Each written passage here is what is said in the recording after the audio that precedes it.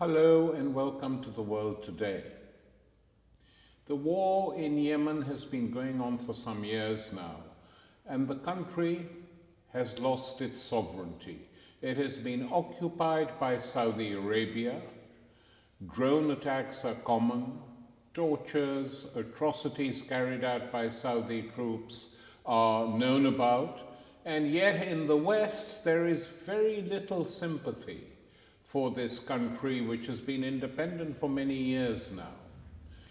So, what can we do about the Yemen? With me today is Thanos Petouras, of Greek origin, who I first met in Aden, in southern Yemen, many years ago, and who took me through the situation in that city and in that part of the country with fantastic facility and ease. Thanos is a researcher in the Yemen and has been for many years, and is better informed than most journalists writing or not writing about the Yemen, as the case may be. Thanos, welcome. Thank you. Tell me a bit first, just to establish this. When did you first go to the Yemen, and in what circumstances and why? I happened to go to Yemen to teach English in 2005, about 11 years ago. And that was at a time when a lot of Western students were going to the country, particularly to learn Arabic.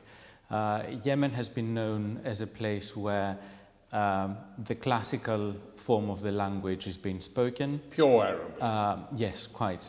It is a country where one can experience Arabic civilization in its purer form, if you will. And back in the day, it attracted a lot of students of the Middle East as a place where one could spend their time cheaply, but also getting to immerse themselves into local culture and civilization. So I eventually ended up spending 2.5 years living in Yemen, but also doing further research on the politics and its history, particularly the British colonial past of southern Yemen. Thanos, just take us through the timeline. What has been happening from it began while you were there till now. Let's start with the uprising against the Salah regime. That took place in the early 2011. President Ali Abdullah Saleh had been ruling the country for over 30 years. Firstly, as the president or dictator, if you will, of North Yemen, and after 1990, when the North and the Socialist South united of the whole of Yemen, he's got a tendency to call himself the architect of modern Yemen, and I believe that that's how he sees himself, as the person who managed to bring the whole nation together for the first time in its 1,000-year-old history. The 2011 youth uprisings in Yemen can be seen both as part of the wider uprisings that took place in the Arab world, what we call the Arab Spring, but also, and more importantly, they were part of fissures and breaks that started to emerge in Saleh's rule over the years, and particularly after he was re-elected in 2006. The country has got perhaps the largest percentage of young population in the region. Almost 70% of Yemenis are below the age of 30. The Yemeni regime has always failed the expectations and needs of these people in terms of their education, employment, but also in remoter areas of the country in terms of the basic needs of food, and stability and medical care. So it all came to a head in 2011. The youth of the major cities of Yemen, the capital Sana'a, but also Aden and Taiz, came out to the streets. We're talking about a very thin crust, if you like, of the youth of the country, educated, with a lot of times foreign connections, people who'd experienced the world beyond their country, and they knew how the rest of the world was living. And they're connected via the internet and the web in many cases. Yes, yeah. Although internet penetration in Yemen is quite low, it remains around the 5% mark. The vast majority of people do not have access to internet, if they even have access to electricity. But these youth started to form revolutionary spaces in the major cities. They created their own camps where they would discuss the future of the country. They would come together with women, activists, even tribesmen from the countryside, and discuss what their expectations were of the government. And of course, also debate what was happening in the rest of the Arab world, and seeing one after the other the Arab leaders being toppled, they would envisage something similar to happen. The response of the regime wasn't the same across the board. In the northern cities, where students belong to mostly to families that are affiliated to tribes, they tried to contain them in those camps that they had set up. In the southern parts of the country, the regime felt more vulnerable because at the same time there was a renewed sense of nationhood among the southerners. They were increasingly demanding for independence, to secede and re-establish the southern state as it was. I remember, Thanos, when I was there, speaking to quite a lot of young people and sometimes old people as well, and they were all pretty much convinced from different points of view that South Yemen had been independent for a long time under the British colonial rule, then later after the left parties, the Communist Party, other left parties, and that they were not happy anymore because this regime had let them down, and they would rather be independent and go it their own way than remain united with northern Yemen. That is quite right. Although the further one goes to the eastern provinces of the south, there was less support for an independent southern state because of previous experiences of centralized control under the socialist regime. Nevertheless, people had realized that the agreement with the North of 1990 had not been honored to start with by the northern regime. And more importantly, after the civil war of 1994 between the North and the South, the regime of Ali Abdullah Saleh had managed to remove Southerners from all expressions of public life. They lost their jobs in the military and security services. They were not being employed as teachers or civil servants. And the regime pursued a deliberate policy of underdevelopment in the southern provinces. So people and the youth of the south felt twice as burdened by the Saleh regime than compared, let's say, to the north, because they experienced it as both a foreign imposition, an external imposition on them, and a government that does not represent them adequately. And now, in terms of the decay of this regime, this also led to other fisiparious tendencies. For instance, the Houthis in the north near the Saudi border had been disaffected for some time with the regime. And the regime had even used the Saudis to actually come and put them down. Is that correct or not? That is quite correct. The Houthi movement, another regional attempt at not at independence but at Total autonomy, yeah. Is also important in the context of Yemeni politics. It first appeared in the political field in 2004, nominally protesting the fact that the Saleh government had sided with the United States in the war on terror and had allowed Yemeni airspace and land to be used by foreigners to launch their attacks on Iraq. But the deeper roots of the problem were that the Houthis belonged to a local Zaidi Shia sect, which comprises about 40% of the country. So, I mean, they're hardly a minority. So the Zaidis had felt pressured under the Saleh regime. They were not allowed to perform their religious and traditional expressions the way they wanted.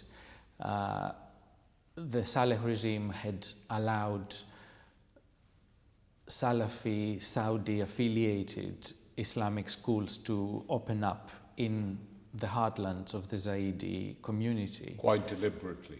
Quite deliberately, yes, in order to control it. And the local Zaidi community felt not just insulted, but very much a minority in their own country. So, in short, the Houthi movement is what one would call a Zaidi revivalist movement. They do not demand independence. They up until recently, they had no interest in ruling the country or imposing the kind of rule of the whole of Yemen, but they were asking the state for regional autonomy and protection. And the response of the Saleh regime were 4 rounds of wars in the Zaidi heartland, where they attacked villages, schools, hospitals, any sort of human activity came to a standstill since 2004. So, Thanos, summing up so far, trouble between the central state under Saleh and a huge minority of the Zaidis in the north for reasons of autonomy. Trouble between Saleh in Sana'a, the capital, and the southern Yemenis, who feel they've been tricked, deprived, discriminated against by the government. This is followed by the uprising of the youth against the Saleh dictatorship. So effectively, there are pincer movements reaching the regime, and the state is getting weaker. And then they make an attempt to topple this regime. There's an attack on the palace. Saleh is seriously wounded, is taken to Saudi Arabia for medical treatment, etc. And it looks as if everything is going to collapse and that people will get what they want. But then that doesn't happen. No, there was a rather quick move, both by Arab countries of the Arabian Peninsula, the Gulf Cooperation Council countries, and the international community, spearheaded by the United States and Britain.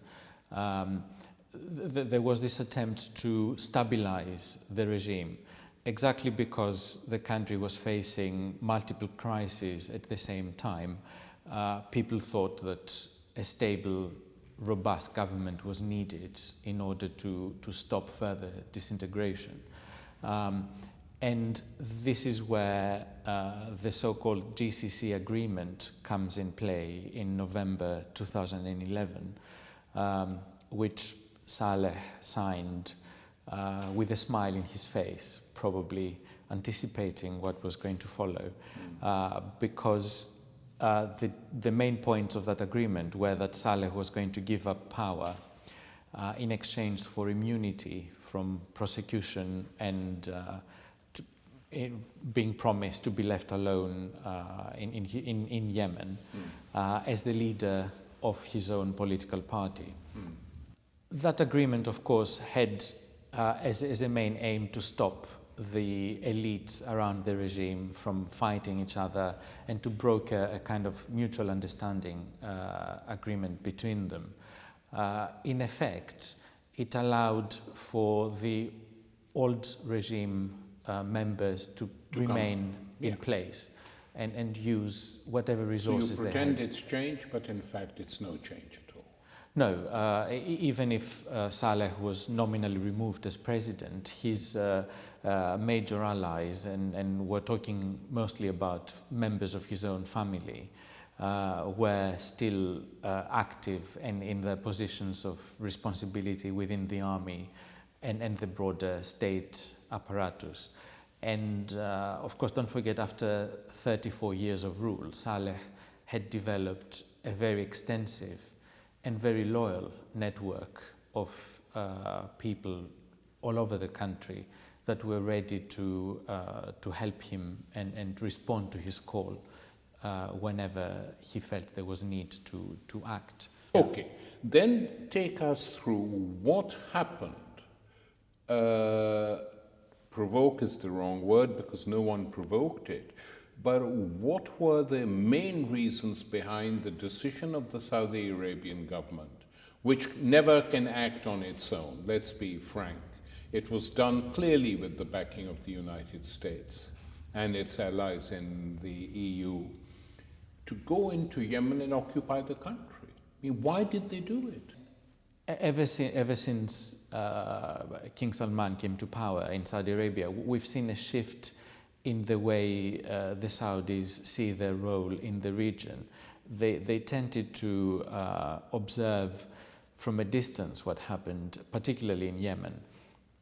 But the young Minister of Defense decided that they needed to act in order to stop Sana'a from becoming a capital run by the Houthis and Saleh.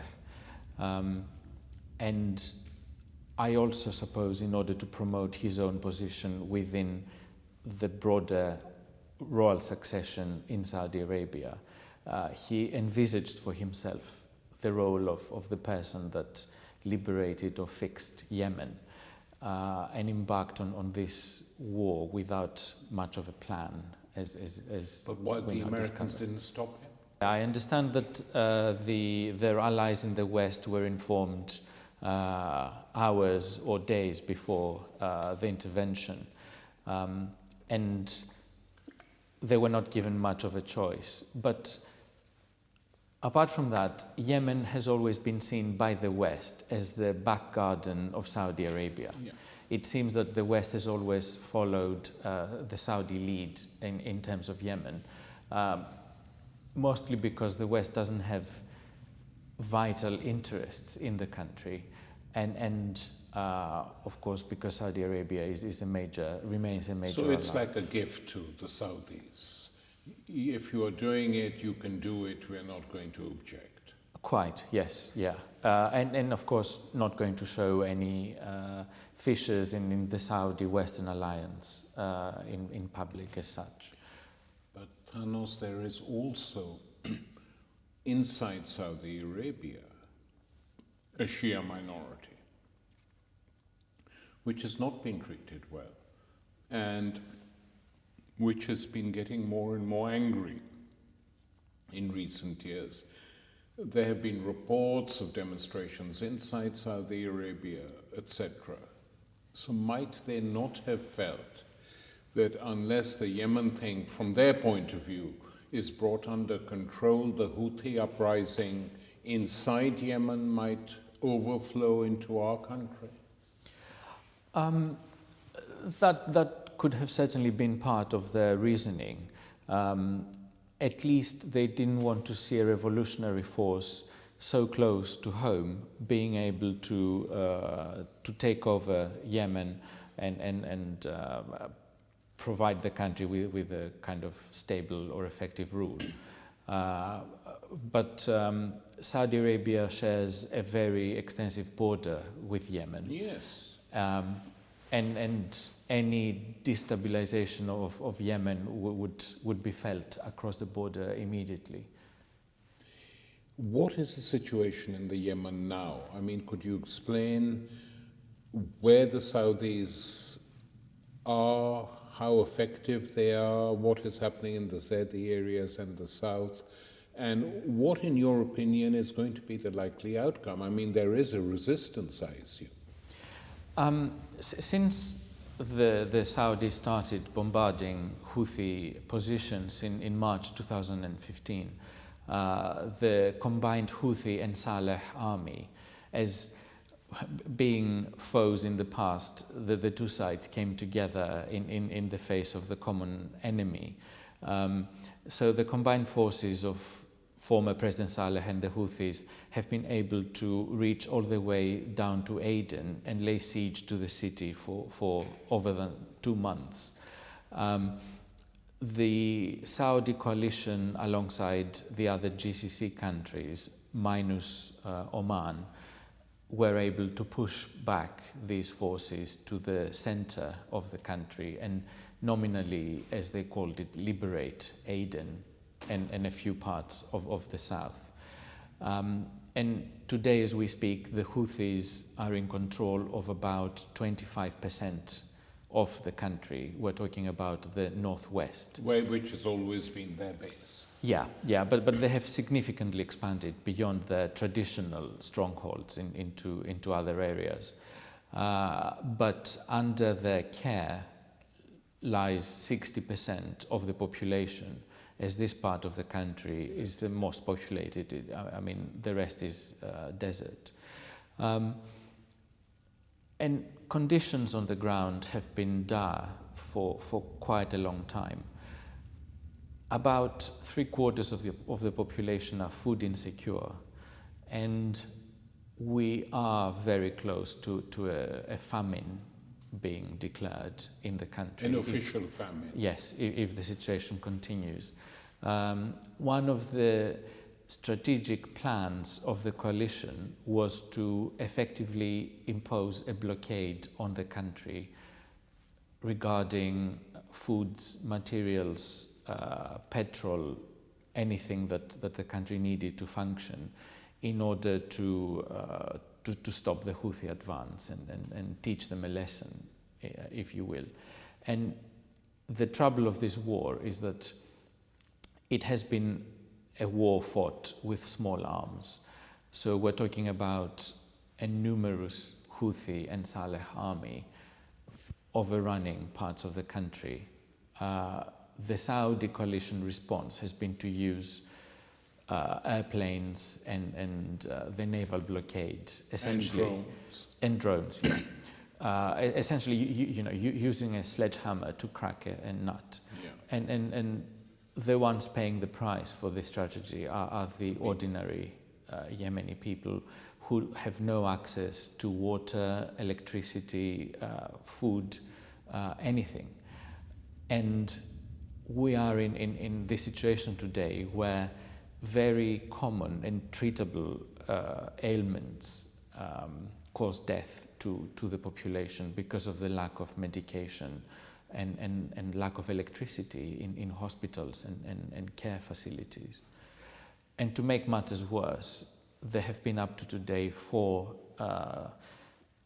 Doctors Without Borders hospitals that were directly hit by Saudi airplanes, which made the Doctors Without Borders withdraw from the hospitals they were managing in North Yemen, saying that they didn't feel safe anymore to operate in that environment. The world seems to have abandoned the Yemenis to their own devices, to their own fate, at the hands of a neighboring country that seems to pay little regard to international law or the needs of civilians as such. What would it require to turn this situation around?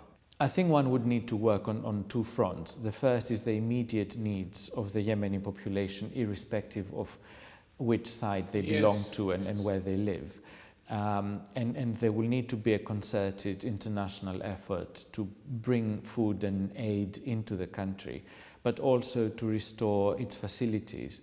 Because in the early days of the war, the coalition planes destroyed deliberately port facilities, port cranes, for example, and other facilities that the state can use to unload cargo ships, etc. Yeah. So although the ships are there offshore the country, from what I know is that they cannot reach the port and unload the food they're carrying or the fuel they're carrying.